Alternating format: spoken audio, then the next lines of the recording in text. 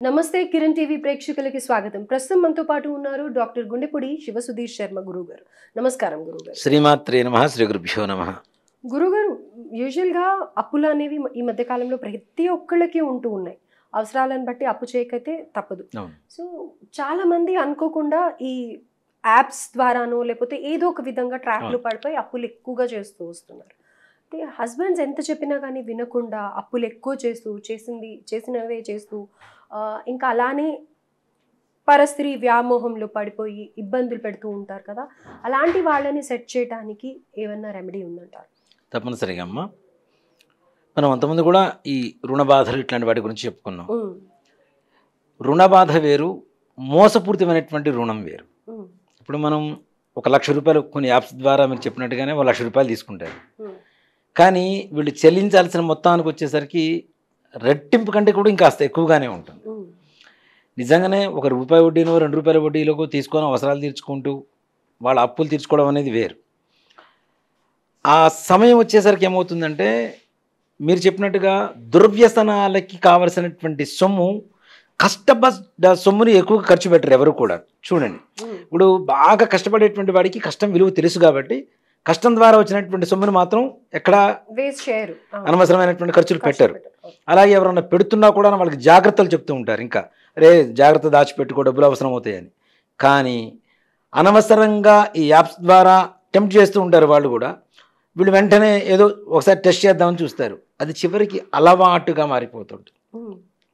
దీంట్లో కొంతమంది వ్యక్తులు చూస్తూ ఉంటాం. ఎలా అంటే ఒక యాప్ ద్వారా 1,00,000 రూపాయలు తీసుకుంటాడు. ఒక డేట్ టైం ఉంటుంది. ఆ టైం రాత్రి 12 గంటల లోపల వాడికి ₹1,00,000 రూపాయలు ఇస్తే నెక్స్ట్ డే మార్నింగ్ మళ్ళీ రిలీజ్ అవుతూ ఉంటాయి.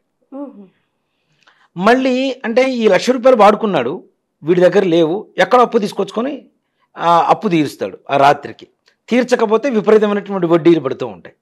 వడ్డీ, చక్రవడ్డీ, ఇంకా విపరీతమైనటువంటి వడ్డీలు పడిపోతూ ఉంటాయి. ద్వారా ఎక్కువగా అప్పులు అవుతున్నాయని చెప్పి వీళ్ళు ఏం చేస్తారు అంటే ఇంకోళ్ళ దగ్గర నుంచి అప్పు తీసుకొస్తారు. ఈ ₹1,00,000 రూపాయలు వాడుకుంటారు. దీంతో కొంతమంది ₹1,00,000 రూపాయలు పొద్దున్నే బ్యాంకులో పడితే మరలా తిరిగి ఇచ్చేటువంటి వాళ్ళు కొంతమంది ఉంటారు. పొద్దున్నే బ్యాంకులో పడ్డ ₹1,00,000 రూపాయలు వాడుకుంటారు, వీళ్ళు ఇచ్చినటువంటి ₹1,00,000 రూపాయలు వాడుకుంటారు బయట నుంచి తెచ్చినవి. దానివల్ల ఏమవుతుంది, ఇంకా మరలా నెక్స్ట్ మంత్కి వచ్చేసరికి 2 lakhs కావాల్సి వస్తుంది, బయట నుంచి తీసుకురావాల్సి వస్తుంది. ఇలా ఇలా ఇలా పెరిగిపోతూ ఉన్నాయి. ఇలాగే ముఖ్యంగా ఆడవాళ్ళు కూడా దీంట్లో కొంతమంది ఇరుక్కుపోతున్న వాళ్ళు చాలామంది ఉన్నారమ్మా.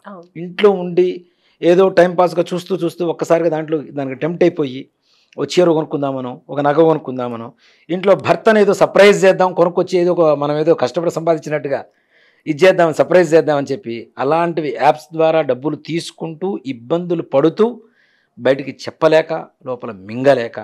అలాగే ఈ మధ్య కాలంలో నేను కొంతమందిని చూశాను. కొంతమంది గవర్నమెంట్ జాబ్ హోల్డర్స్, లేడీస్ కావచ్చు, జెంట్స్ కావచ్చు, ఈ చిట్ ఫండ్ కంపెనీలకి షూరిటీలు ఇస్తూ ఉంటారు. అది స్కూల్ టీచర్ దగ్గర నుంచి ఎవరైనా గవర్నమెంట్ వాళ్ళు ఇవ్వచ్చు, వాళ్ళకుండే శాలరీ బేస్ని బట్టి. అది ₹5,00,000 రూపాయల, ₹50,00,000 రూపాయల, ₹2,00,000, ₹10,00,000, ₹1,00,000 అని. ఇలా కొంతమంది మధ్యవర్తిగా ఉంటూ, ఇప్పుడు కొంతమంది ఉన్నారమ్మా, షూరిటీ నిజంగానే వాడికి అవసరమై దొరకలేదు, ఏం చేస్తారంటే బ్రతిమలాడుకుంటే ఎవరన్నా వాడి పట్ల సాఫ్ట్ కార్నర్ ఉంటే వాడు నిజంగా నమ్మకస్తుడైతే పెడుతూ ఉంటారు. అలా కాకుండా కొంతమంది గవర్నమెంట్ ఉద్యోగాన్ని పణంగా పెట్టి మరీ డబ్బులు తీసుకొని సంతకం పెట్టేవాళ్ళు చాలామంది ఉన్నారు, షూరిటీ వాళ్ళు. అలా కొంతమంది ఉంటే ఇప్పుడు నేను చిట్టి తీసుకుంటాను, దీంట్లో సగం నీకు ఇస్తాను, పూర్తిగా నేనే కట్టుకుంటా, జస్ట్ నువ్వు షూరిటీ సైన్ చేయి అని చెప్పి చేయించుకునేటువంటి వాళ్ళు ఉన్నారు. తద్వారా కొన్ని వందల మంది ఆడవాళ్ళు, మగవాళ్ళు, వందల మంది కూడా కాదు, వేల మంది బాధపడుతున్నారు. ఇటీవల ఒక ఆవిడ ₹1,50,00,000 రూపాయలకు ఒక అతనికి ఇంట్లో తెలియకుండా షూరిటీకి ఇచ్చింది. ₹1,50,00,000 రూపాయలకి ఒక చిట్ ఫండ్ కంపెనీకి, ప్రైవేట్ కంపెనీకి షూరిటీ పెట్టింది. ఇవిడ ఓ మంచి గవర్నమెంట్ ఉద్యోగస్తురాలు. ఇవిడికి వచ్చే జీతాన్ని బట్టి ఆ షూరిటీ సరిపోయింది. ఈవిడ పెట్టడమే కాకుండా ఆమెకు తెలిసిన వాళ్ళతో కూడా పెట్టించింది. ఆవిడతో పనిచేసేటువంటి వాళ్ళతో 3 సంతకాలు కావాలి. అలాగే డబ్బులు ఉంటే ఇవి కూడా నేను ఇంకా కల్పిస్తానని చెబితే ఇంకో ₹20,00,000 రూపాయలు చేతి నుంచి డబ్బులు కూడా ఇచ్చారు. తీరా వచ్చేసరికి మొత్తం వాడేసుకున్నాడు, ఆయన చిట్టి ఎత్తేసుకున్నాడు. ఈ షూరిటీ పెట్టినందుకు డబ్బులు ఈవిడ కట్టాల్సిన పరిస్థితి వచ్చింది. ఇంట్లో ఎలా ఉంటుంది పరిస్థితి? అగమ్యగోచరంగా ఉంటుంది. భర్తతో చెప్పుకోలేదు, దానికి పరిహారం ఏంటో తెలియదు. అమౌంట్ కూడా కాదు, చిన్న అమౌంట్. ఇప్పుడు 5 లక్షలు 10 లక్షలు అంటే సరే ఎక్కడ చూడ అప్పు తీసుకొచ్చి కట్టుకుందాం, శాలరీలో కట్ చేసుకుందాం, లోన్ తీసుకుందాం, పర్సనల్ లోన్ తీసుకుందాం అనుకోవడానికి. 1.5 కోటి అంటే ఎన్ని సంవత్సరాలు కష్టపడితే 1.5 కోటి సంపాదించాలి. ఈవిడితో పాటు పక్కన సైన్ చేసిన వాళ్ళు ఉన్నారు కదా ఫ్రెండ్స్, మరి వాళ్ళు కూడా వీళ్ళు ఏమైనా ఇబ్బంది పడుతూ ఉంటారు కదా, వాళ్ళు కూడా ఎంతో కొంత డబ్బులు తీసుకొని ఇవ్వడమో ఏదో వాళ్ళకి స్వార్థం లేకుండా సంతకం పెట్టరు. లేదు ఫ్రెండ్ అని సంతకం పెట్టినా వాళ్ళ మీద అయితే వేసుకోరు కదా, మేము మోస్తాము ఆ బరువుని అయితే అన్నారు కదా. ఆటోమేటిక్గా మొత్తం బరువు మొత్తం ఇట్లాంటి వ్యక్తులు కొంతమంది మోస్తూ ఇబ్బంది పడుతున్నటువంటి వాళ్ళు చాలా మంది ఉన్నారు. ఈ స్ట్రెస్ అనేది ఎంతవరకు ఉంటుంది అంటే కనీసం దాదాపుగా ఆత్మహత్య చేసుకుందామనేంత స్థాయికి వెళ్తుంది. రీసెంట్గా ఒక వైరల్ వీడియో కూడా చూసాం కదా, స్టాక్ మార్కెట్స్లో పెట్టి 10 to 20 రూపీస్ వడ్డీ కట్టలేక సూసైడ్ చేసుకోవడం. అంటే ఇలాంటివన్నీ కూడా అత్యాశకు పోవద్దని ఉదాహరణలు చెబుతూనే ఉన్నాం. దురాశ దుఃఖానికి చేటు, ఈ మాట ఊరికినే చెప్పలేం. మన వాళ్ళు ఎంతో అనుభవసారంతో దీన్ని అనుభవించి మనకి రంగరించి చెప్పారు. దాన్ని పక్కన పెట్టేసి 10 రూపాయల వడ్డీలు వస్తాయి, 20 రూపాయల వడ్డీలు వస్తాయని చెప్పి 2 రూపాయల వడ్డీకి తీసుకొచ్చి వీళ్ళు మొత్తం ఎగ్గొట్టి వెళ్ళిపోయిన తర్వాత చివరికి ఇంట్లో చెప్పుకోలేక, బయట చెప్పుకోలేక, నిజంగా చెప్పాలి అంటే ఎవరితో చెప్తారంటే ముఖ్యంగా మాలాంటి వాళ్ళతోనే చెప్తారు. దానికి ఏమైనా ఉపాయం ఏమైనా చెప్తారేమో, తరుణోపాయం చెప్పండి, ఏమైనా చేయండి, ఏమైనా హోమం చేద్దాం, ఏమైనా పూజ చేద్దాం, నేను అదే చెప్తాను. ఇలాంటి అప్పుల కోసం ఇంకాస్త అప్పు చేసి హోమం చేయించుకోవడం అవసరం లేదు.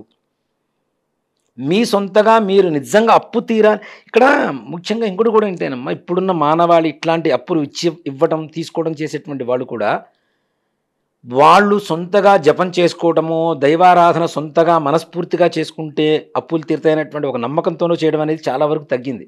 ఎంతసేపు పంతులు గారి దగ్గరికి వెళ్దాం, 1.5 కోటి అప్పు అయింది కదా, ఇంకో 1,00,000 రూపాయలు ఆయన మొహన కొడదాం, అప్పు తీరేలా ఏదైనా పూజ చేయమని అడుగుతాం. ఇక్కడ వాళ్ళ పరిస్థితిని కూడా ఆలోచించాలేమో గురుగారు, ఎందుకంటే అంత స్ట్రెస్ లో ఉంటారు కదా, అంత కాన్సన్ట్రేట్ చేయడము అంటే చేయగలుగుతారంటారా?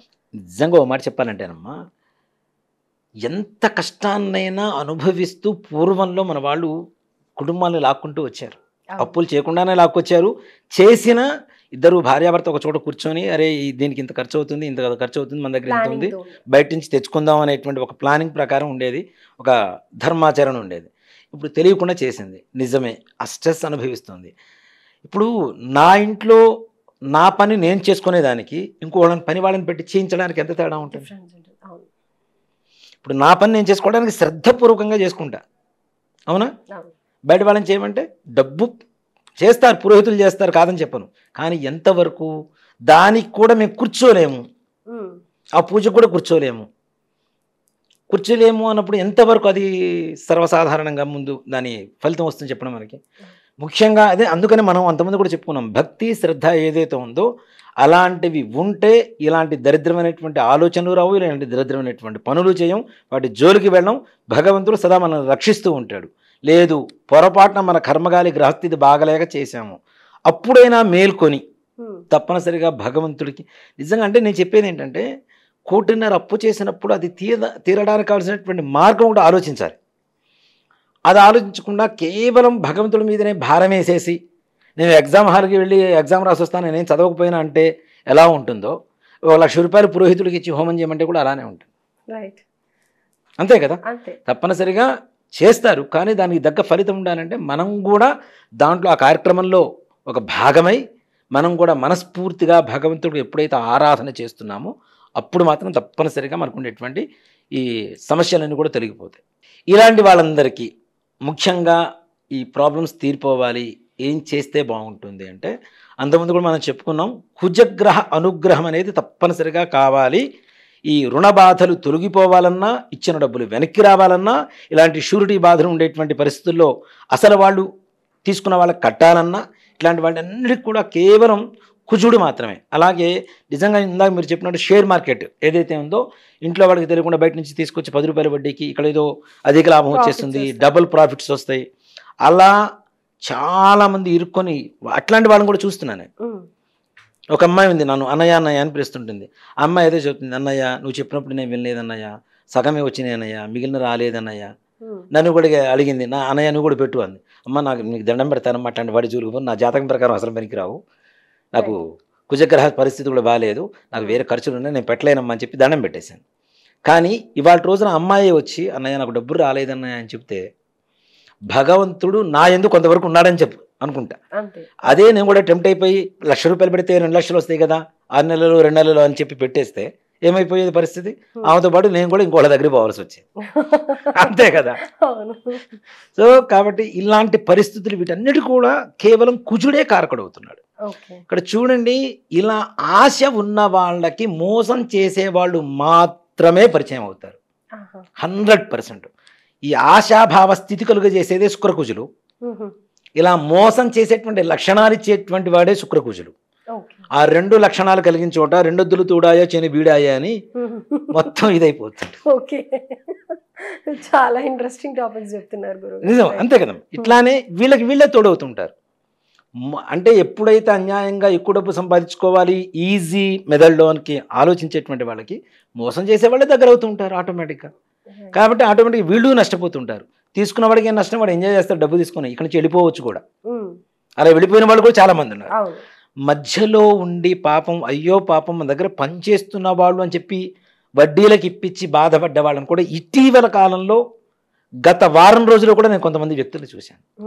ఈ విధంగా అంటే ఆడవాళ్ళు ఇంటికి వచ్చి కూర్చొని ఆ డబ్బులు కావాలి కావాలి కావాలని చెప్పి ఇచ్చేంత వరకు తీసుకున్న తర్వాత మరలా కొన్ని రోజుల తర్వాత వీళ్ళు వెళ్ళి అడిగితే వాళ్ళు ఇవ్వకపోతే మేము ఎక్కడికి పోతాం, ప్రపంచం వదిలిపెట్టి వదిలి వెళ్ళిపోతామా, దేశం వదిలిపెట్టి వెళ్ళిపోతున్నామా అని చెప్పి ఎదురు తిరిగి మాట్లాడుతూ చివరికి ఉన్నట్టుండి బిశానా ఎత్తేయటం. ఇక్కడ నుంచి ఊళ్ళు మారిపోతూ ఉంటారు. దేశాలు మారకపోయినా కనీసం ఊళ్ళు మారినా కూడా పట్టుకోవడం కష్టమే కదా.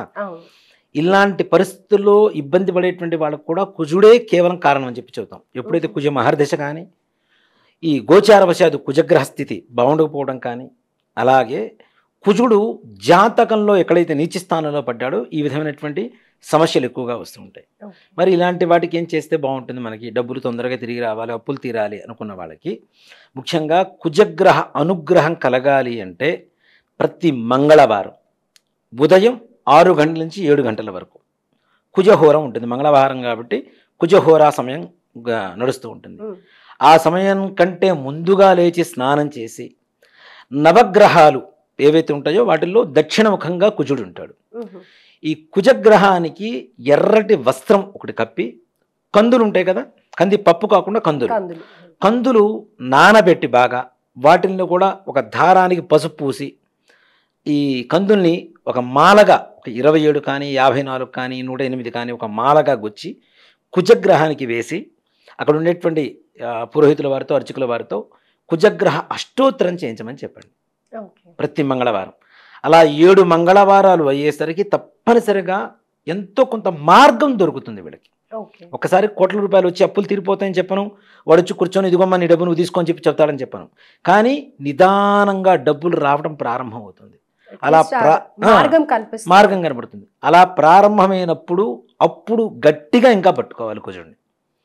7 వారాలు చెప్పారు, మాకు అయిపోయింది, డబ్బులు వస్తున్నాయి అని ఎప్పుడైతే వదులుతావో మళ్ళీ వెనకపోతూనే ఉంటాయి. కాబట్టి ఎంతవరకు అయితే మనకి ధనం అప్పులు ఉన్నాయో ఇది పెద్ద ఖర్చుతో కూడుకున్న వ్యవహారం కూడా కాదు కదా. మా అయితే 200 రూపాయలతో మొత్తం అయిపోతుంది. ఒక కొబ్బరికాయ, స్వామివారి కందులు, ఎర్ర వస్త్రం చిన్నది, బ్లౌజ్ పీసు మామూలుది, అలాంటి వాటితో మొత్తం 200 రూపాయలతో ఖర్చు అయిపోతుంది. ఇలా ఎంతవరకు అయితే మనకి రుణం ఉన్నదో, అప్పులు తీరాలో, అప్పులు రావాలో ఆ డబ్బులు వచ్చేంత వరకు చేస్తూ ఉంటే తప్పనిసరిగా 7 వారాల తర్వాత మాత్రం ఖచ్చితంగా రావడం అనేది ప్రారంభం అవుతుంది. ఆ మార్గం అనేది ప్రారంభం అవుతుంది. అక్కడి నుంచి అవి పూర్తిగా వచ్చేంత వరకు చేసుకుంటే తప్పనిసరిగా కుజగ్రహం చేత ఈ రుణ బాధలు, మోసపూరితమైనటువంటి ఈ లక్షణాలు ఇవన్నీ కూడా దూరం అయిపోయి ప్రశాంతంగా ఉండవచ్చు.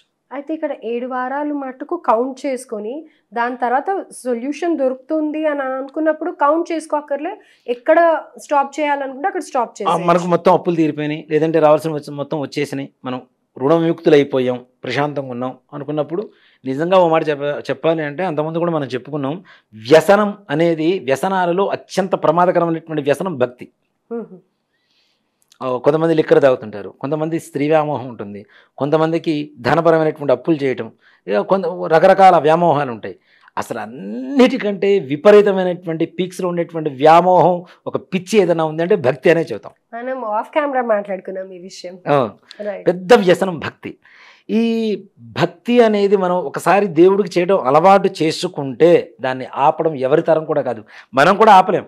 ఇప్పుడు నిజంగానే మీరు చెప్పినట్టు ఒక రుణ విముక్తి కోసము, అంటే ఈ భార్యాభర్తల మధ్యలో సత్సంబంధాల కోసము, పరస్త్రీ వ్యామోహం తొలగిపోయి సద్బుద్ధితో భార్యాభర్తలు ఇద్దరు కూడాను ప్రశాంతంగా కలిసి ఉండడం కోసము ఇట్లాంటి వాటికి కొంతకాలం జరుగుతూ ఉన్నప్పుడు అయిపోయిందిలే దేవుడు అనుగ్రహించేశాడు అని చెప్పి వదిలేసినప్పుడు చిన్న షాక్ వస్తుంది కదా మధ్యలో. ఒక వారం గ్యాప్ వచ్చినప్పుడు షాక్ ఇస్తాడు గ్యారంటీ. మనం కూడా రియలైజ్ అవుతాం, అమ్మో మనం ఆపేసాం. అవునా? అంటే మనం మన సెంటిమెంట్ ఎలా ఉంటుందంటే మన ధర్మం అనేది ఒక వస్తువు వాడుతున్నప్పుడు మనకి ఏదైనా మంచి జరిగితే దాన్ని వాడటం కూడా అంతే వాడుతూనే ఉంటాం. దేవుడి దగ్గర కూర్చునేటువంటి ఆసనంతో సహా వాడేటువంటి ఉద్ధరణతో సహా అది సెంటిమెంట్గానే తయారవుతుంది.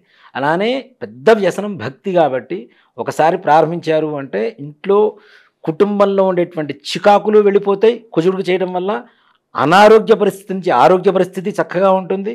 అలాగే పిల్లలు కూడా మొండితనం ఇట్లాంటివన్నీ వెళ్ళిపోతాయి. రావాల్సిన డబ్బులు వస్తాయి, తీరాల్సిన అప్పులు తీరిపోతాయి. మోసం చేసేటువంటి వాళ్ళు కూడా మనకి వీళ్ళు మోసం చేస్తున్నారు అని చెప్పి తెలుసుకొని వాళ్ళని దూరంగా పెట్టడం కూడా తెలియడానికి ఆ జ్ఞానాన్ని కూడా ఆయనే కలిగజేస్తాడు. అయితే వ్యసనాలకు మాట్లాడుకున్నాం కదా, దానికి కూడా పనికొస్తుంది తప్పనిసరిగా అమ్మ. కుజుడికి చేయడం ద్వారా 100% పిల్లల వ్యసనాలు కూడా భార్యాభర్తల మధ్యలోనే కాదు, పరస్త్రీ వ్యామోహం అనే కాదు, పిల్లలు కూడా దుస్నేహాల వల్ల దుర్వ్యసనాల వల్ల ఇట్లాంటి వాటి వల్ల కూడా పాడైపోతుంటారు కదా. అట్లాంటి వాళ్ళకు కూడా ధరణే గర్భ సంభూతం విద్యుత్ కాంతి సమప్రభం కుమారం శక్తి హంతం మంగళం ప్రణమామ్యం. అంటే విద్యుత్ కాంతి ఏదైతే ఉంటుందో ఆ శక్తే ఈ కుజుడు, అంగారకుడు. అంగారకుడు అంటే సంస్కృతంలో మంట, జ్వాల అని అర్థం. సూర్యుడి కంటే ఇంకా వేడిగా ఉండేటువంటి గ్రహం ఏదైనా ఉందంటే అంగారకుడే. అందుకని మనం అంతకుముందు చంద్రకర్ర వీటి గురించి కూడా చెప్పుకున్నాం, అప్పులు అవి తీరటానికి కూడా. కాబట్టి అంత శక్తివంతమైనటువంటి గ్రహం కుజుడు. ఇక్కడ చూడండి, చాలా మందికి కూడా వివాహం కాకపోయినా, భార్యాభర్తలు కలిసి ఉండకపోయినా, పిల్లల మాట వినకపోయినా, అప్పులు రాకపోయినా కుజుడు బాలేదు కుజుడు బాలేదని చెప్తూ ఉంటాం. కుజ దోషం ఒక్కటే కాదు, అంటే కుజ దోషం వేరు, కుజగ్రహం ఉండేటువంటి నీచ స్థానం వేరు. దానివల్ల వచ్చేటువంటి కొన్ని ప్రభావాలు వస్తుంటాయి. కాబట్టి ఈ అనుగ్రహం కలగాలి అంటే కుజుడికి మంగళవారం ఈ విధంగా చేయడం ద్వారా తప్పనిసరిగా చాలా మంచి జరుగుతుంది. అలాగే గురుగారు, సో ఒక అద్భుతమైన రెమెడీ అందించారు. ధన్యవాదాలు. శ్రీమాత్రే నమః. శ్రీ గురుభ్యో నమః.